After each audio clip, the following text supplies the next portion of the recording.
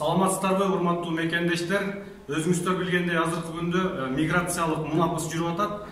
Ошол миграциялык билип-билбей мыйзам бузуп алган мекендештер өзүңүздөрдү ушул тизмеден текшерип алсаңыздар болот. Азыркы күндө 131 000 мекендешибиз өздөрү билип-билбей ар кандай мыйзам бузууларды кылган. Бул жерден өзүңүздөрдү текшерсеңиз болот 22 апрелге чейин.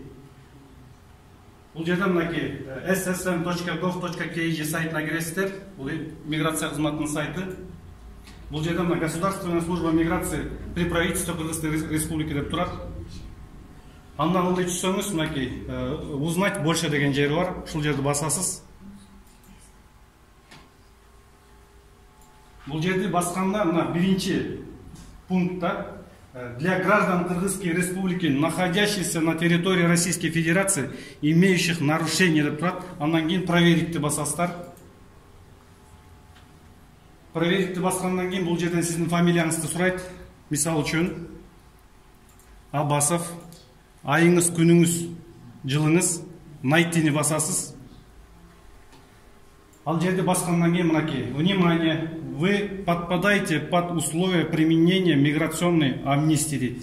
Демек сиз ошол 131 000 адамдын мыйзам бузуучулардын катарына киресиз. Ошол мыйзам бузуудан чыгуу үчүн, мунапысты колдонуу үчүн жакынкы миграция бөлүмүнө кайрылсаңыздар болот.